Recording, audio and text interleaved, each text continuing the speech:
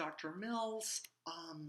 I am as sick as I have ever been with the flu. We are not going to hold class in person tomorrow. This is a short video of the essentials for Chapter 12 to help you with the exam. And I'll post some notes on Canvas. Ryan Hess will be available tomorrow to answer lots of questions.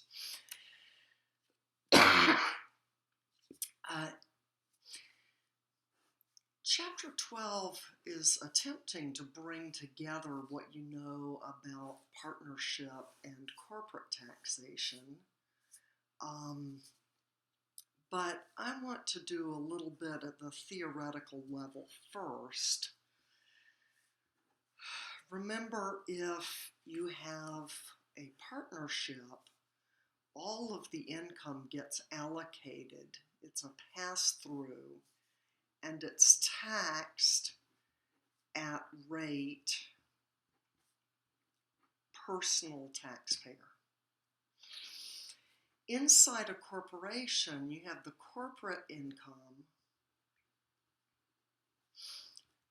taxed at T sub C, and then the remainder, $1 after 1 minus TC, is paid as a dividend, and then the dividend is taxed at rate TD. Okay, let me say this again.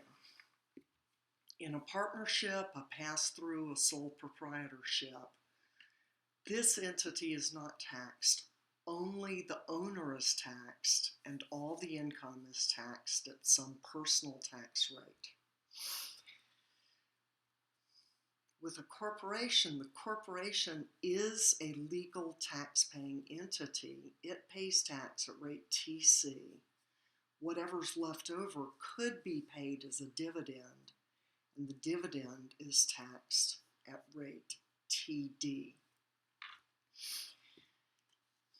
The preference to form a business as a pass-through or a corporation has depended on how these rates TP versus TC versus TD have differed over time. And I don't want to give you the entire history, but what we have now, so 2018, is a TC equals 21%, a TD is 15% or 20% for the highest rate. This mirrors the capital gains tax rates. And TP is 37%, 35%. These are the personal tax rates. Times, now this is tricky. If QBI, if the partnership is QBI, then you would get to multiply this by 80%.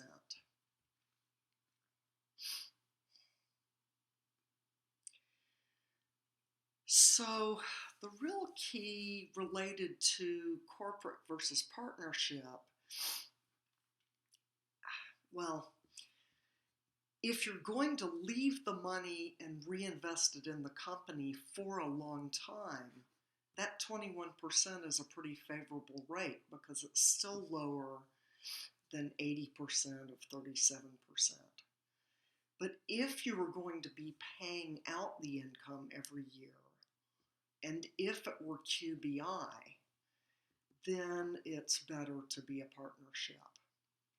So this 80% of 37% brings the net tax on the personal income down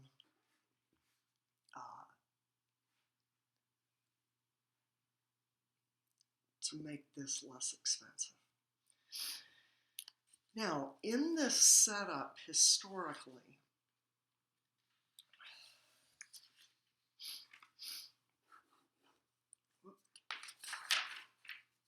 when we had a corporation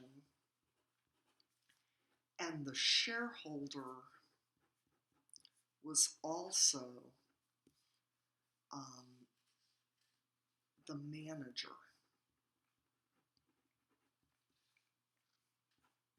So he worked in the business. One way to avoid paying the TC plus the TD would be to pay a salary. And that's legitimate because the shareholder works in the business. If you had a salary, the salary would be deductible at TC, and then it would be taxable at TP. So for decades and decades, closely held C corporations would have a tendency to overpay their managers and under-declare dividends because using it as salary would turn what might be a constructive dividend into a deductible salary. The shareholder was indifferent because a taxable salary at TP used to be at the same rate as a taxable dividend. So if the IRS came in and recharacterized this salary and said, no, you've really overpaid this manager, what this payment represents is a dividend. So if this becomes a dividend, dividends are not deductible. So the C tax would increase. Now we would have taxable dividend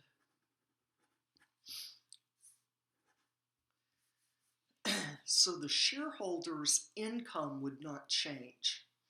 It would just be the character of that income would change. And what's relevant these days is TD is lower than TP. So viewed only for himself, the shareholder is better off. The shareholder's income itself does not change, just the character of the income. But recharacterizing a salary as a dividend hurts the corporation because dividends are not deductible. All right, here's one last thought about corporations and pass-throughs, and it relates to payroll taxes.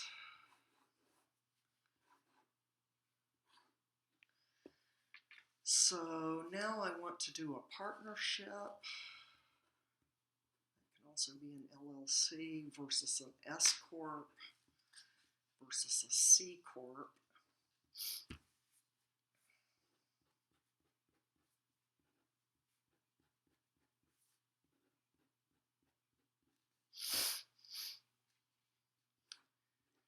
Here I might have a salary that's subject to payroll tax. And then I would have allocated S Corp income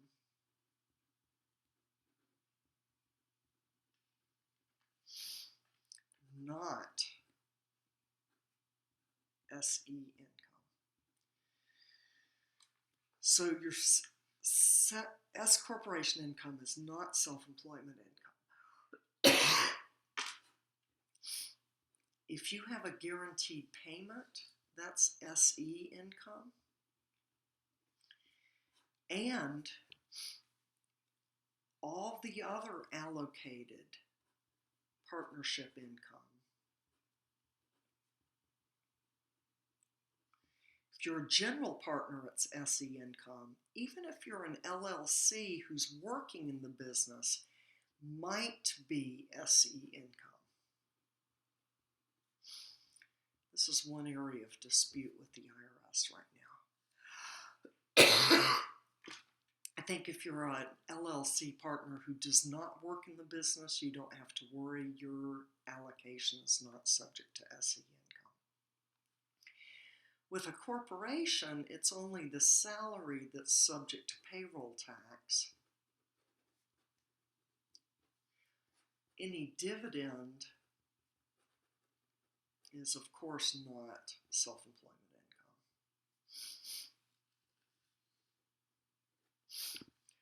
So what can happen if the IRS, if you're doing the tax planning for the company, or if the IRS is auditing the firm, is having an S corporation provides an incentive to underpay the employee owner, because by underpaying him, you substantially reduce the payroll tax, because the remaining income that's allocated to him is not subject to self-employment tax.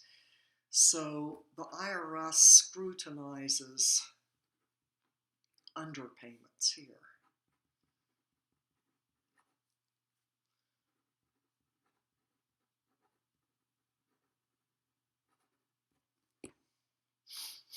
With partnerships, the IRS scrutinizes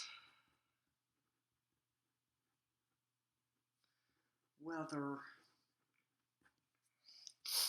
the allocated partner income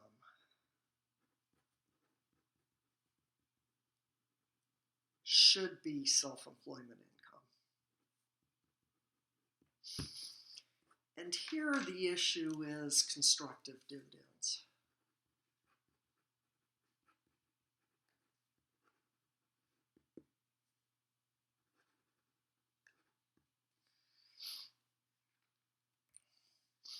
So it's often not that you're avoiding payroll taxes by paying dividends instead of salary. It's that you're underpaying him and retaining the profits so that they can accumulate at 1 minus the 21% corporate tax rate. Well, this is a pretty short video, but I think it addresses the very brief amount of points that I have on Wednesday's exam for Chapter 12. And maybe I'll just say one item about the new material in Chapter 12 that I did not put on this exam. So the C Corp that's taxed at 21% provides an incentive.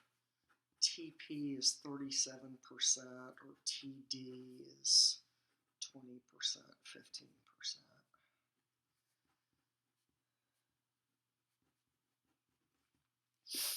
Given this low rate, we now have an incentive for owners to leave their profits reinvested in the C corporation. There are two, the accumulated earnings tax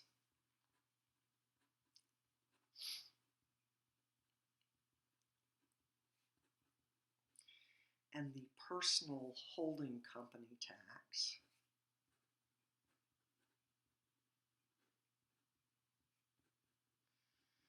Are two legal regimes to prevent companies from using a C corporation as a tax shelter where the owner just puts his assets there and they accumulate.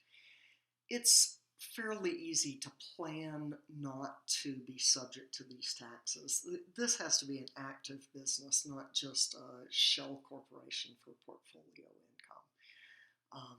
But this is not on this exam, nor am I going to put it on the final. But for a couple of years when I had been teaching this, it had become irrelevant because the corporate tax rate was fairly high. Now that it's low again, I expect that companies will have to more actively plan to make sure that their board of directors minutes include statements related to reinvestment. And it's not an issue for publicly traded companies. This is really a closely held company issue. All right, well, I hope some of that was clear.